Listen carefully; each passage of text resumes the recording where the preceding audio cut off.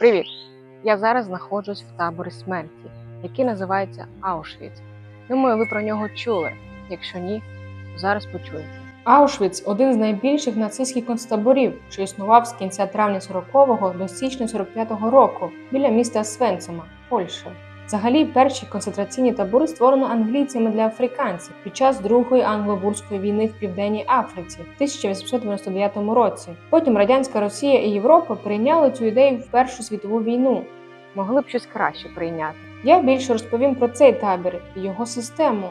Але хочу, щоб у ваших думках були всі концтабори і також гулаги. Адже я розкажу багато історій митців з різних концтаборів, які підлягали одній жахливій системі – геноциду.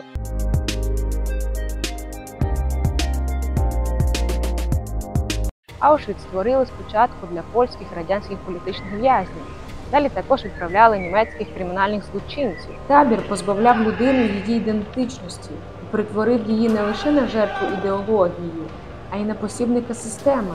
Молодий ветеран фюрер Гітлер навіть працював в одному з концтаборів. Саме після того, як Гітлер став у владі, концтабори перетворили на центр масового винищення європейських євреїв. Аушвіц, в якому я зараз знаходжусь, це комплекс концтаборів, найбільших з яких Аушвіц-1 – адміністративний центр, Аушвіц-2 – табір смерті, Аушвіц-3 – робочий табір. Проїжджаючи Аушвіц-1, люди бачили надпис над воротами «Робота робить вільним». Це було наче перше глузування. Потім в'язні, які відправлялись на роботу, проходили цими воротами щодня під звук оркестру, що ще більше додавало неминучість страждань та мук. Однією з багатьох мук життя в концтаборі була щоденна перекличка.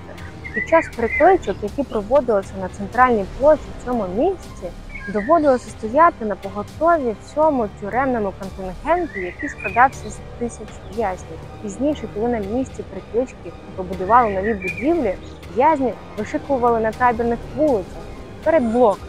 От як переклички часто тривали кілька годин, а іноді й десятки годин і довше. Сучасні історики збігаються у думці, що в Аушвіці знищили принаймні від 1 до 1,5 мільйона осіб. По іншим даним, десь 4 мільйони, значну частину з яких становили євреї. Хоча я думаю, що ці цифри далеко не повні. Яке життя було в концтаборі? Чи можна було назвати це життям? Це просто виживання та винищення. Тут померти можна було за будь-яких обставин. Важка праця, погане харчування, гігієна. Якщо ти захворів, то у тебе є два варіанти. Або бути дослідницькою твариною, або трупом. І навіть після смерті тебе не залишають у спокою, адже німці врізали шкіру, жир, кістки, волосся для подальшого використання. Людина – товар. Якщо людина – товар або просто робоча сила, то їй не потрібне ім'я. Самі в'язні писали. Нелюди забирали в нас ім'я, прізвище, вік, перетворювали на худобу, на інвентар, а може і гірше. Ми ж могли відгукуватися лише за номером. За відсутність номера на належному місці чекала серйозна кара. З ім'ям забирали людяність, гідність, радість, щастя і любов. Тут експериментували з смертю. До того, як створити Аушвіц-3 як робочий табір, полонених просто розстрілювали.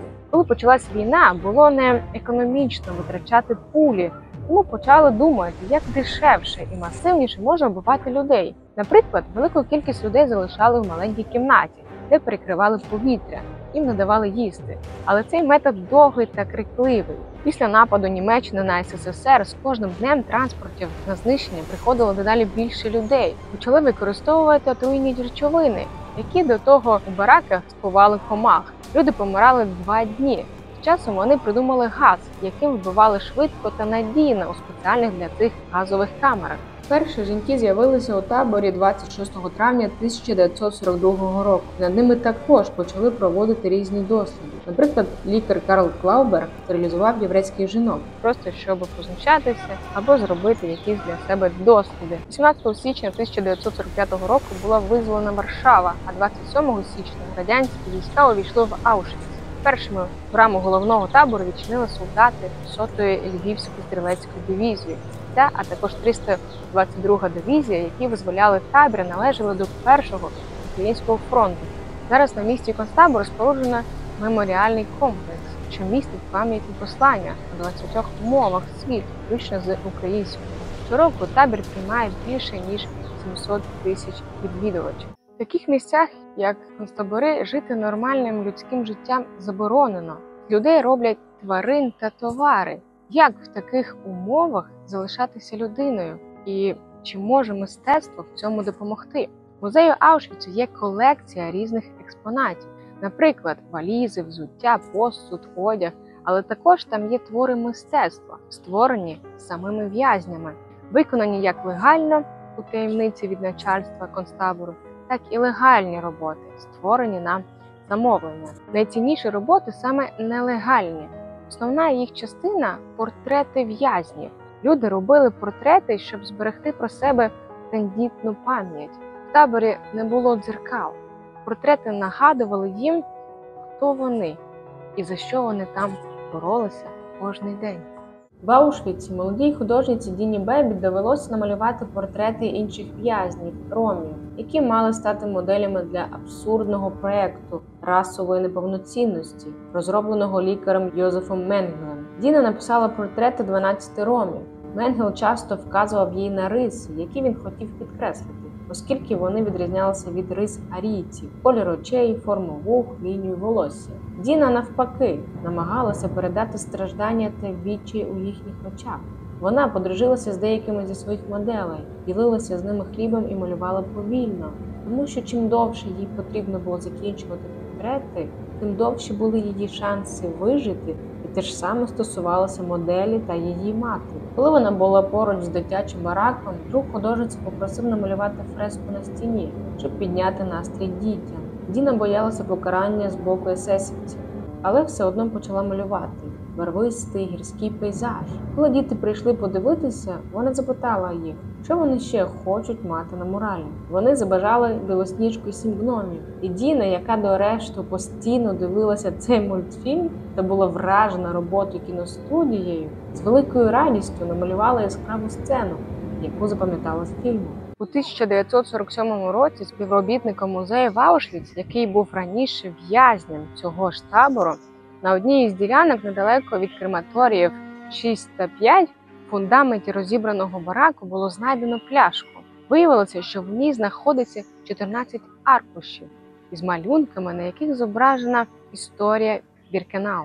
На малюнках можна побачити, як у табір приїжджає ешелон, як із товарних вагонів виносять речі, як виводять людей, чоловіків в один бік, жінок в інший. Там видно, як дітей виривають у батьків, дідусів та бабусь. На попередньому плані іншого ескізу на тлі газових камер, де знищували ув'язаних, спокійно курить наглядач. На деякій відстані від нього стоїть вантажівка, куди завантажують тіла вбитих людей. Автор підписався лише ініціалами – ММ, але експерти не виключають, що він мав професійну художню освіту, оскільки фігури людей виписані із приголомшливою майстерністю. Художник з такою деталізацією фіксував все, зокрема номери автомобілів і написи на вагонах, тому що сподівався, що його роботи знайдуть, і вони стануть свідченнями жахів Освенцима. Ці міні-малюнки стали достовірним фактом дії фашистського режиму. В Аушвіці був один митець – Давид Олер, в'язень з номером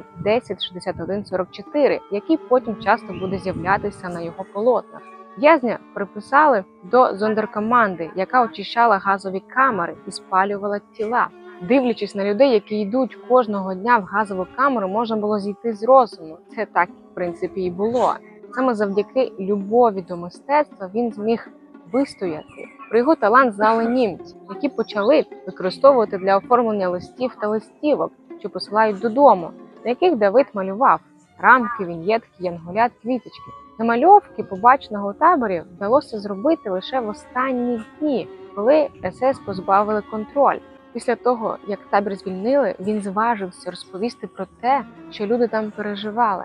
Владислав Сівик – польський живописець, графік та ілюстратор. У січні 40-го року його заарештували за діяльність у русі опору та ув'язнили в Освенцимі. У таборі служив літеристом, розмальовував попереджувальні знаки. Він також малював картини, на яких зображено будівництво табірних приміщень. Таємно портретував в'язнів, зробив близько 2000 портретів, які, на жаль, були втрачені. У 1948-53 роках працював у Державному музеї Освенцим-Біркенау художником. Написав близько 50 праць на табірну тематику. і також іншим доручив створити картини, що ілюструють творчість і життя ув'язнених. На картині перед стратою біля стіни смерті одразу відчувається почуття страху і тривоги, що щемить у серці. За ґратами зображені жінки, до ніг однією з яких жахом проникла дитина. Атмосфера зображення розжарена до краю. Вона прозирає тривогою, горем і тугою. Велика кількість чорних і сірих відтінків характеризує це місце ще страшнішим і вселяє глядачеві стан безвиходу і немислимої туги. Митець казав, що якби він не малював, він би не вижив. М'ячеслав Костельняк, польський художник та ілюстратор, у 41-му році був арештований гестапо та відправлений до Аушвіца. Охоронець, який його зустрічав, насміхався над ним, тому що він вважав, що професія художник нічого не означає. Але М'ячеслав відповів йому, що може за 5 хвилин намалювати картину. Охоронець дістав олівець, і за 5 хвилин М'ячеслав намалював портрет чоловіка. Охоронець був вражений і рекомендував доручити митцю іншу роботу. Невдовзі йому доручили виконувати різноманітні мистецькі роботи, як от виготовлення плакатів та малювання табірного оркестру. У таборі його призвали на роботу до підпільної організації Союзу збройної боротьби. Його колеги та друзі попросили записувати табірні події, документуючи злочини нацистів за допомогою малюнків. Він розумів, що малювати такі малюнки – великий ризик для його життя, адже кожен із них означав смертний вирок. Після того, як він їх малював, організація таємно виносила за межі табору, щоб донести до світу жахливість злочинів нацистів. Всі 300 малюнків таємно вивезені і зараз перебувають у музеї. Як і багатьох молодих людей, у перші місяці війни Яна Комського заарештували на польсько-чехословацькому кордоні. Він мав при собі фальшиві документи на вигадане ім'я Ян Барас. Його відправили до Освенцима. Після 2,5 років він з друзями бере участь в одній з найвідоміших втеч в історії цього табору. Ця втеча мала значущість тим, що була однією з перших організована нелегальним табірним рухом опору та за допомогою місцевого населення. Через якийсь час, коли він поїхав в Краків, його знову заарештували під час звичайної облави. Будь-якого в'язня-втікача було б повішено одразу після його повернення до Освенцима. Але Комського не впізнали, і його документи, що посвідчують особу, тепер носили інше ім'я. Після війни Комський емігрував до США. Багато років працював ілюстратором у Washington Post. Пам'ять про перебування в Освенцимі залишилася назавжди. Він ілюстрував їх у своїх роботах. Єжи Адам Брангубер, польський художник. Коли почалась Друга світова війна, допомагав євреям, за що був заарештований та відправлений до Аушвіца. В таборі він робив малюнки на замовлення. Винагороди виглядали у формі додаткової порції їжі або більш легкої роботи. Він зробив декілька портретів для своїх друзів по табору, звісно, безкоштовно. Але більшість робіт не збереглися. У 46-му році митець створив цикл картин під назвою «Аушвіц». Він хотів, щоб ми подивилися на концтабір його очима, його відчуттями. Малюнок «Миска супу» – це зображення певного моменту часу, який очікують всі ув'язнені 24 години на добу. Коли він писав ці картини, то говорив: «Навіть зараз, малюючи, я можу відчути все, і навіть глибше, ніж раніше. Там, з першого дня, я бачив речі, які ніколи раніше не міг уявити». Єжи Залінського заарештували як політичного в'язня та відправили до Варшавського гетто, а зрештою перевезли до концентраційного табору Дахау, де він залишався до звільнення табору. Митець втік від жахів повсякденного життя в таборі саме через своє мистецтво. Папір та олівці були недоступні, але молодий художник робив свої начерки, використовуючи відходи та шматочки деревного вугілля. Після звільнення з Дахау він приробив свої начерки на малюнки. Хельга Вайс – дівчинка з єврейської родини, яку 4 грудня 41-го року разом з її батьками відправили із Праги до табору Терезінштадт, а потім в Освенцим. Хельга таємно від наглядачів та охоронців вела щоденник. де малювала все те, що відбувалося в неї на очах. В основному дівчинка зображала повсякденне життя концтабору, черги за їжею, прибуття нових ув'язнених, медичні кабінети для огляду. На деяких з них було ясно видно надії та мрії про щасливе та вільне майбутнє. Про це говорить присутність яскравих відтінків на малюнках, а також уявні сюжети про те, що робитиме ця дівчинка, коли війна нарешті закінчиться. Цей щоденник знайшли вже у зруйнованому таборі під купою цегли. Особливо лякаючої похмурості картинам надає той факт, що намальовані ці сцени через призму дитячого сприйняття, безпосередності та наївності. Зіновій Толкачов – український художник єврейського походження, який один із перших, хто потрапив в Аушвіц-Біркенау після його звільнення бійцями Першого українського фронту. До Аушвіца він побував в концтаборі Майданаку, тому думав, що його вже нічого не здивує. Але Аушвіц вміє дивувати.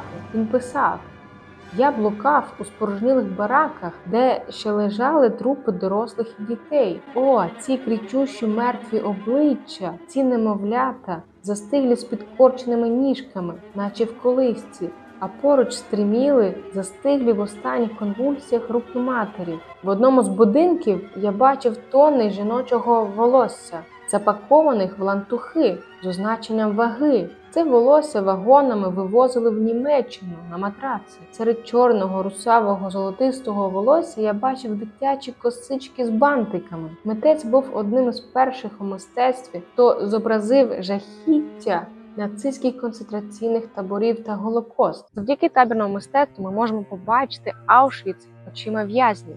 Дуже важливо і цінно, адже фотосвідоцтва залишилося зовсім мало. Навіть есесівці не мали права фотографувати на території табору.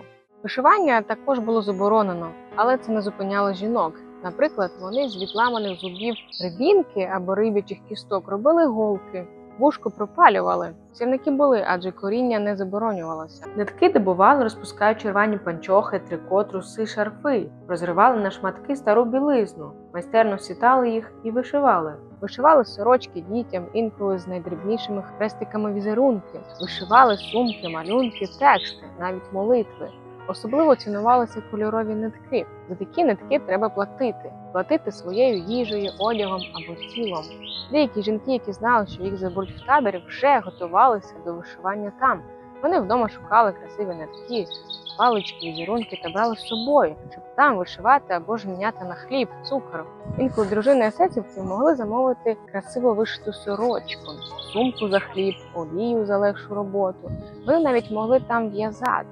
Для цього брали два сірники, нитки кашне і в'язали чудові іграшкові рукавички з візерунками. В таборі потайки робили різні речі. Наприклад, робили вервиці з хліба, мініатюрні фігурки, зроблені із зубних щіток, перстень з кінського волосу з ініціалами в'язня. Із підручних матеріалів в'язні примудрялись створювати в табірних умовах святковий одяг, побутові речі, сувеніри для інших ув'язнених. Малювали ікони, картини, серветки. Чоловіки майстрували різні побутові дрібниці з дерева та металу. В Соловецькому таборі невідомий в'язень робив скульптурні портрети з хліба. Люди творили, щоб зберегти почуття власної гідності. Там вони боролися за себе, за свою особистість. Незалежно від кількості рядків чи сторінок, сам вид послань, написаних часто нерозбірливим почерком, в тьмяному світлі бараках, з вицвілим чорнильним олівцем на клаптику паперу, вишитих риб'ячою кісткою на уривку тканини, перетворює їх на візуальне свідчення, на артефакт, музейний експонат. Крім того, мови листування, його можливість чи неможливість для ув'язненого набувалось у даному історичному контексті екзистенційного значення. Листівки, намальовані на шматках паперу, були популярним подарунком серед в'язнів з нагоди свята чи на згадку. Це було заборонено. Звісно, якби тебе побачили б лист, то тебе одразу вбили б, там би не розбиралися, а хто, а що і так далі. У таборах було багато поетів та письменників. Саме завдяки їх віршам, оповіданням, романам, щоденникам, ми в метафорах і в деталях знаємо, що там відбувалося. Тадеуш Боровський – польський поет, критик і публіцист, родом з Житомира. У 43-му року його наречена Марія Рундо не повернулася додому. Боровський почав підозрювати, що її заарештували. Потрапивши прямо в пастку, його ув'язнили та відправили в Освенцим. Навіть тут він переписувався зі своєю нареченою, вимінював листи, ховав все в червяках, щоб гестапо нічого не знайшли. Він писав: «Це найсильніше, що мені залишилося звідти, з того світу, твій образ. Хоч мені так важко тебе пригадати. Я зберіг у собі багато гідності і знаю, що ти теж її не втратила. Попри все, попри похилену голову, гестапо, попри тиф, попри запалення легень, коротко стриження волосся. Саме ця поезія в листах пізніше лягла в основу оповідання «У нас в Аушвіці» поет Пауль Целан, який, до речі, з Чернівців. За 4 роки перебування в фашистському пеклі він пізнав життя в румунському трудовому таборі, пережив втрату батька і матері. Вони були замордовані в одному з таборів. Там він писав їм вірші. Паулю вдалося вижити, але побачене у фашистських катівнях наклало відбиток на вразливу душу поета. Трагічно позначилось на всій подальшій творчості Целана, трагічний за змістом і сумний за настроєм. «До Освенцима за Україну» – так називається книга колишнього в'язня Аушвіца Степана Петелицького. Нацисти арештували його навесні 43-го року. Автор в книзі подає список українських політичних в'язнів, перевезених до Аушвіца зі Львова та інших міст. Він пише: «Ми чули про вбивства в гетто. Проте до того, як я потрапив до Біркенау, не мав справжнього уявлення про те, що діється в таборах. Його поселили в барак 4. Там був капо-єврей, який бив і знущався, називаючи українців поліцаями. В книжці він розповідає, що декілька новоприбулих померли протягом першої ночі. Частина померли в карантинній території. Автор наголошує, що кожна людина, яка вчинила воєнний злочин, це індивідуум, а не представник якоїсь нації чи віросповідання. Барак 11 у Старому Освенцимі майже повністю населяли українці. Більша частина складали українські жінки. Інколи Петелицький чув, як вони вночі співали українські пісні, що дуже гріло його серце. Але за 3 тижні спів обірвався. Жінок розстріляли. Анна Франк – єврейська дівчинка-підліток. Від нацистського режиму в 33-му році її родина втекла до Амстердама. Проте там їх застала німецька окупація. Дівчинка протягом 25 місяців разом з сім'єю переховувалася в столиці окупованих Нідерландів. Впродовж всього часу перебування у сховищі Анна вела щоденник, який став згодом всесвітньо відомим. З часом притулок викрили. Анну та її рідних відправили до концтабору Аушвіц, пізніше до Берген-Бельзена, де вона й померла від тифу лише за кілька тижнів до звільнення табору. Спочатку Анна вела щоденник лише для себе. Навесні 44-го року вона почула по нідерландському радіо Орені виступ міністра освіти Нідерландів Герріта Блокенштейна. У своїй промові він закликав громадян зберігати будь-які документи, які стануть доказом страждань народу в роки німецької окупації. Одним з важливих документів були названі щоденники. Анна вирішила на основі щоденника написати роман. Цей роман знайдений у потаємній кімнаті після арешту її сім'ї. В щоденнику ми бачимо преображення з дівчинки в дорослу і свідому жінку, страху та переховуванні. Анна Франк стала символом втрачених надій дітей, які загинули під час Голокосту. Етті Гілесіон – голландська єврейка, авторка сповідальних листів і щоденників, які описують як її релігійне пробудження, так і переслідування євреїв в Амстердамі під час німецької окупації. У 43-му році вона була депортована і вбита в концтаборі Аушвіц. На відміну від Анни Франк, Етті більш доросла жінка, яка займається допомогою євреям, щоб їх депортувати подалі від німців. Хоча сама знала, що її можуть забрати в будь-який момент, що і сталося пізніше. З іншого боку, Етті була хаотичною та брехливою через її емоційно нестабільну сім'ю. В щоденнику вона відображає внутрішнє хвилювання, яке вона переживає в молодості, а також духовний розвиток і поглиблення віри в Бога. Під час перебування у Весберберку вона пише: «Небо повне птахів, фіолетові люпини стоять так царственно і мирно. 2 маленькі старенькі сіли побалакати. Сонце світить мені на обличчя, і прямо перед нашими очима масове вбивство. Це просто за межами розуміння». Віктор Франкл – австрійський психіатр, психотерапевт і філософ єврейського походження. У 42-му році з дружиною та батьками депортований до концтабору Терезінштадт, а в 44-му році був відправлений до Аушвіц. Його батьків було знищено в Аушвіці, а дружина померла у таборі Берген-Бельзен. Про це він дізнається лише після визволення. Напевно, більш глибоко стикнулася з темою концтаборів, читаючи книжку «Сказати життю так. Психолог в концтаборі». Я була вражена, як він розповідав, що якщо людина в концтаборі перестає робити просто маленькі речі, наприклад, чистити зуби, то вона відмовляється від своєї ідентичності. Він в місті смерті та винищення побачив сенс свого життя, ще більше допомагати іншим, знайти їх сенс життя. І в нього це вийшло. Едіт Еггер – американська психологиня словацького походження.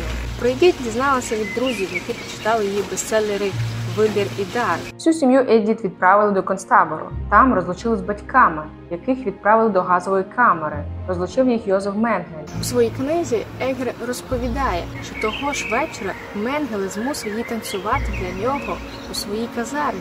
На подяку вона отримала буханку хліба, якою поділилася з іншими дівчатами.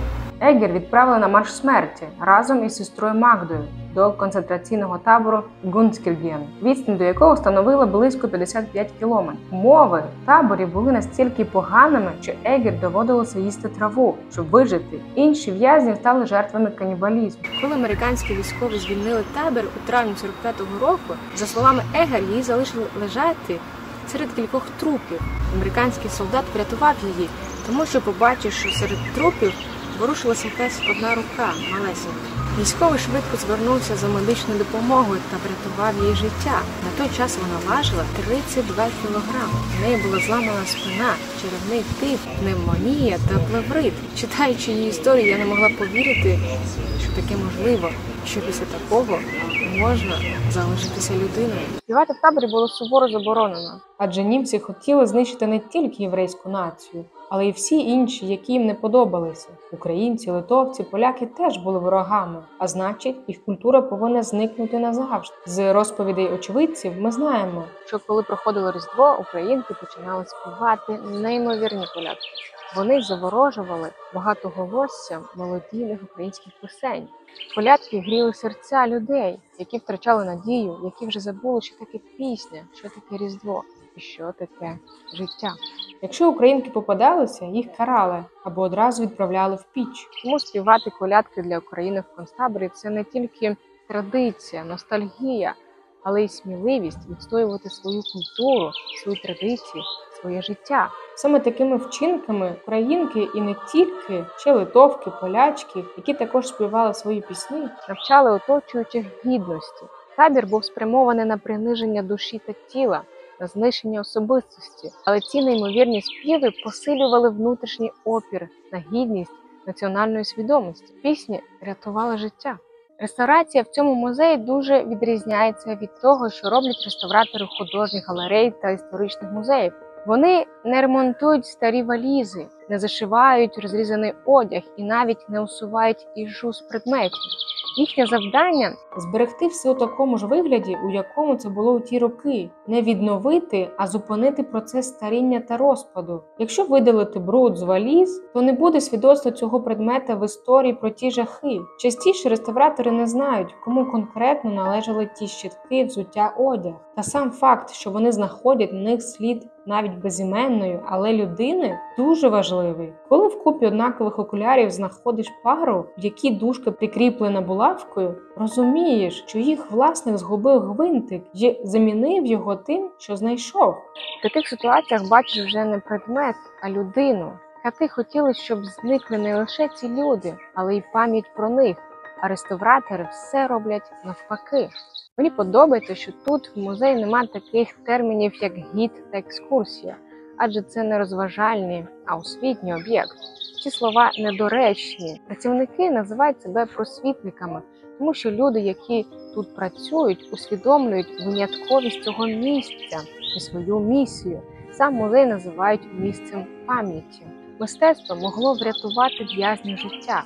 За намальований для каппо або есесівця портрет або листівку в'язень міг отримати шматок хліба чи уникнути важкої роботи. З іншого боку, займатися мистецтвом було небезпечно. Той, хто робив це нелегально, документував те, що відбувається у таборі, йшов на ризик. Йому загрожувало покарання, арешт чи смерть. Але ці погрози були не настільки важливі, коли серцю потрібно було відчувати свою ідентичність, свою тендітність і свою справжність. Це можете почути різні ім'я. Саме всіх тих людей, які тут жили. Перебували. Бачите, тут є ім'я і є номер. Це от книжка всіх в'язнів, які були тут під час війни. Книжечка, як бачите, дуже велика. Вона мені цікаво. Я знайду однофамільців своїх. Так, це G.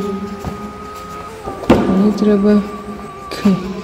Однофамільців я не знайшла, але така велика кількість імен жахає масштабністю геноциду. І, напевно, банально закінчувати відео про концтабори, говорячи, давайте не повторювати це знову. Але, на жаль, ми погано вчимося у історії. Тому в світі знову і знову починаються війни. Та до сих пір існують місця, де до людей відносяться як до тварин. Тому я все одно знову це скажу. Давайте не повторювати цього знову. Давайте вчитися.